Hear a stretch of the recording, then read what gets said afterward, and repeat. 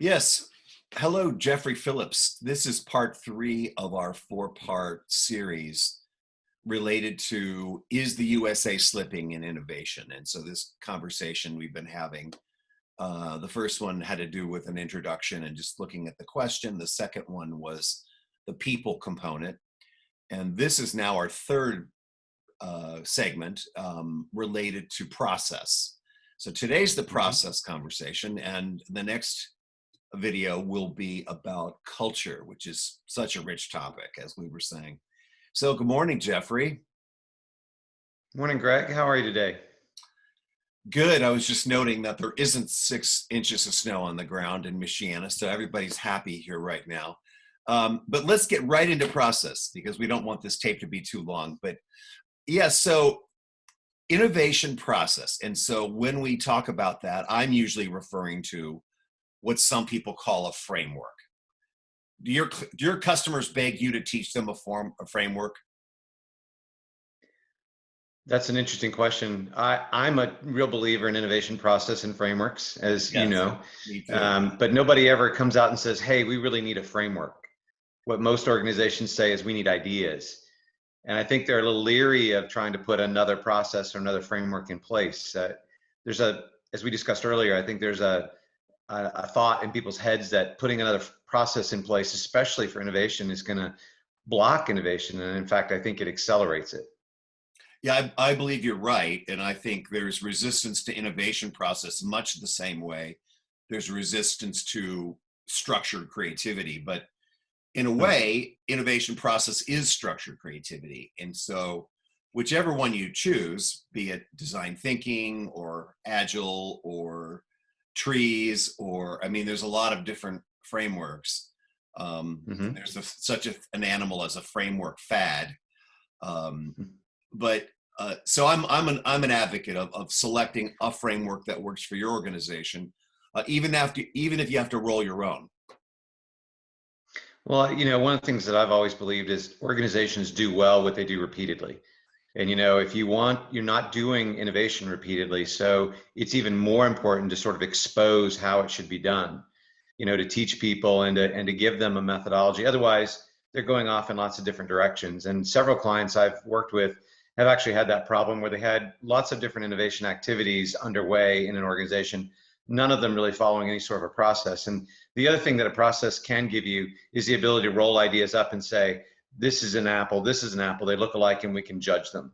Without that, you get what I like to call the apples and anvils problem. I'm getting ideas that are presented to me, and I don't understand how they were formed, and they're different.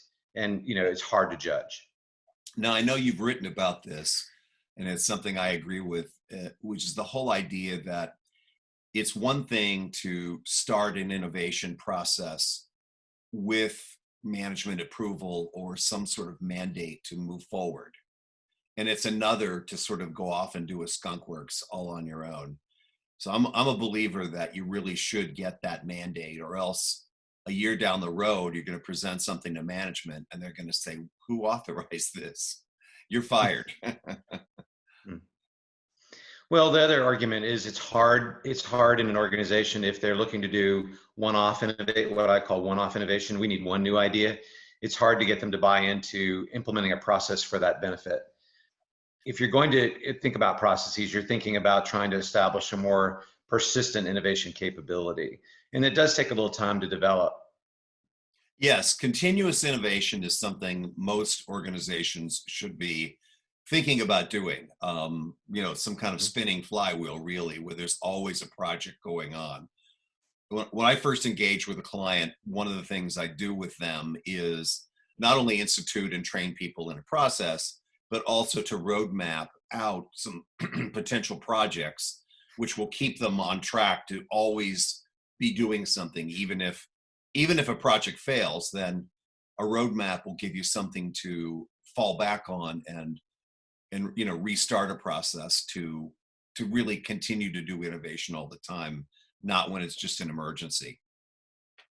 Well, you're talking about a learning curve. I can learn and do that more effectively because everything in a business, you want to become more efficient at it. You can become more efficient at innovation if you can learn the tools. Absolutely.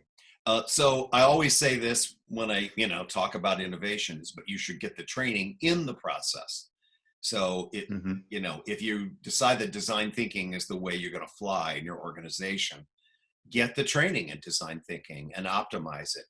I often say this, that just getting a framework like design thinking or agile instituted at your organization alone is not a competitive edge, because a lot of people out Right. there have design thinking installed or agile installed or trees installed, and it's not enough. I think advanced practice is really something like taking an existing framework and molding it and shaping it and customizing it to your organization's particular needs. Yeah, when I talk about innovation process with my clients, I often talk about what I call a fungible process. It needs to be adaptable to their capability and scalable. Are we trying to do small incremental innovation? Or are we trying to do really disruptive innovation? And ideally, you're doing everything in that same process, but it's very flexible to the kind of need that you have.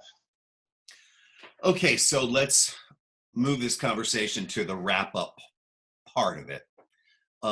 If someone's asking you, if a client is asking you, organizational leader, what they should do about process, what would you lay out for them in some simple bullets? I think you've identified some of those things, but one, I would decide, do I want to follow a particular methodology like design thinking, or SIT as one.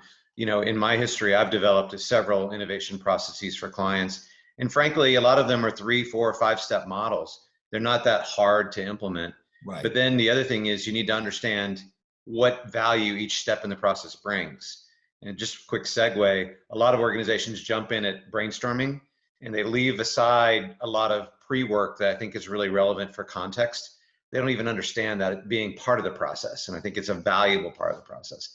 So also understand what value each part of the process brings. That's a really good point.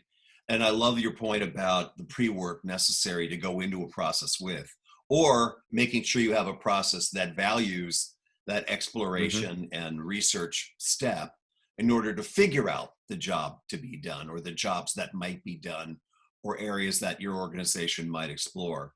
So I'm thinking my bullets are, much the same as yours, but, have a mandate, move into selecting a process, get training in the process, including how to Hmm. facilitate and manage it in project managements.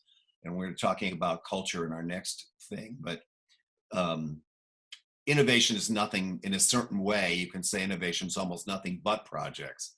So if you're not doing projects, you're not doing Yes. innovation. So yeah, and then sticking to it and road mapping out your potential projects and processes for the future in order to establish the continuous innovation cycle. Yeah, there's only one other thing I'd add to that, and that is often companies will put together a good front end, but don't have a linkage into their product or process development.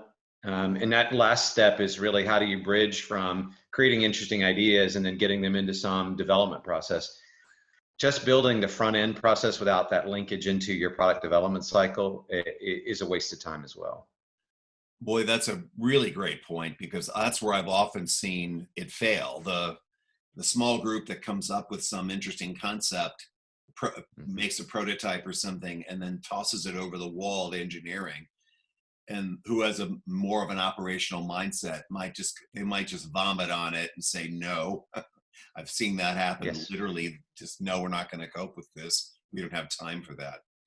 Well, anyway, that's our thoughts on process related to USA innovation. And I guess as a final note, um, related to our overarching umbrella topic of is the USA slipping in innovation, the final note I would have about that is process is important in order to take your innovation and scale it and keep it consistent over time. And that's what we're all going to need as organizations. Mhm. I agree with you. I think a lot of times most organizations are still thinking of innovation as a one-off and they haven't created it as a consistent capability. And the way to do that is by embedding a process. Thank you, Jeffrey. And as usual, if you have any questions about what we've talked about today, or if you have additional thoughts or comments, leave them in the comments section. We'll be posting this on LinkedIn, and it'll be up on YouTube as well. So thanks for joining us for the third part of our Is the USA Slipping in Innovation set of conversations. So thank you again, Jeffrey. Thank you, Greg.